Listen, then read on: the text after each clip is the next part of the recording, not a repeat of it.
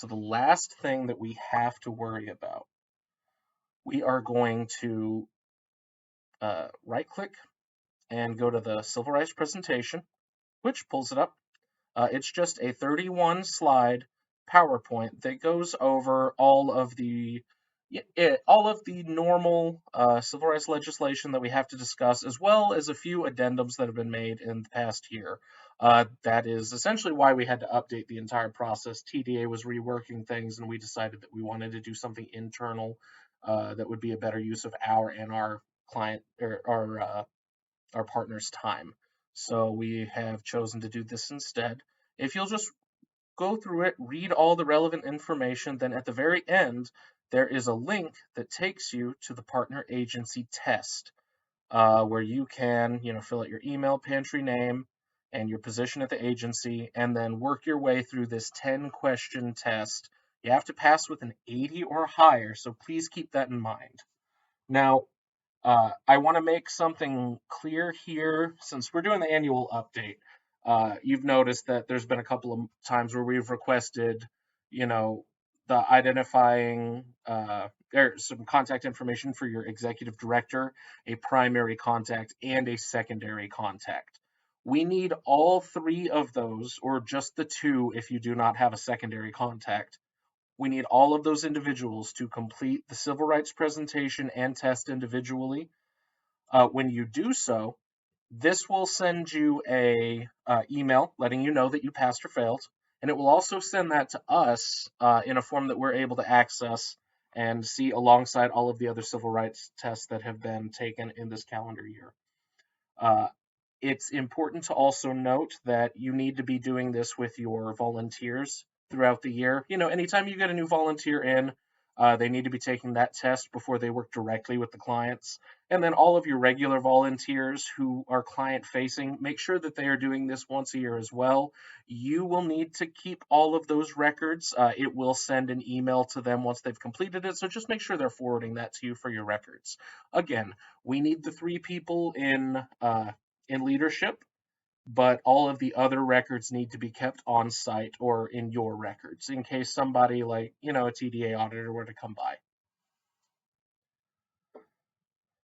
So popping back over here, assuming, we did our civil rights and everybody got an 80% and passed, well, then we're done. We can either save and resume if we need somebody else to come behind and sign off in any of those places where the executive director was needed, or we can submit. Now, there were 1 or 2 things that I left off in the forms that Irene did that we're going to take a look at. So if we have some errors, it's going to give us, yep, it bumped us right back to Form 3, where I did not put a last name in for Mr. Vader.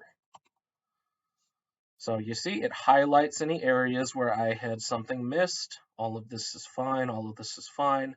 One thing to keep in mind, though, anytime you do get bumped back like this, it will make you go back through and sign off on any of the empty signature fields. So let me just double check this. Oh, wait, I'm sorry. We are filing as a religious organization. So I'll go through and make that correction. Oh, and it actually did keep it, so just gotta double check. Everything else is still true. Everything looks good.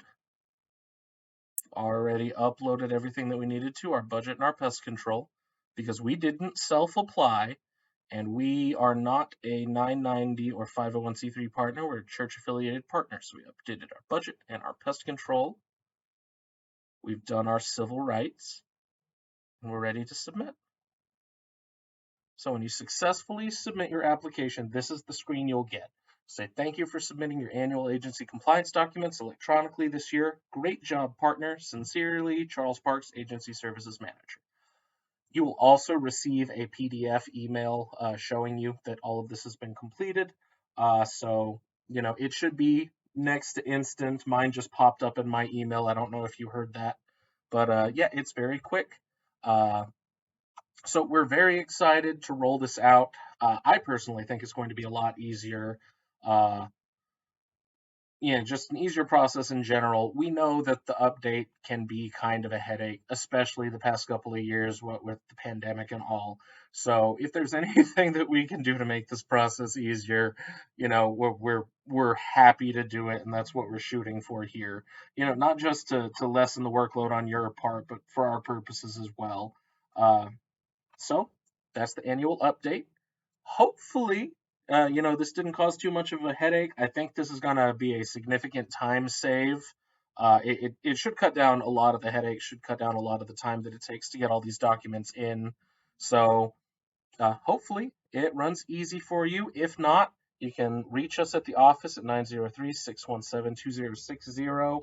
If you don't get an answer there, my direct line, I'm Adam Jimenez, Agency Services Representative for the Northern Region. I can be reached at 903-617-2023, or you can call the number for the food bank on the website and get directed to whatever department you might be looking for help from. As far as the agency update goes, that's our purview. So again, hope this went well, and we'll see you next time. Thanks.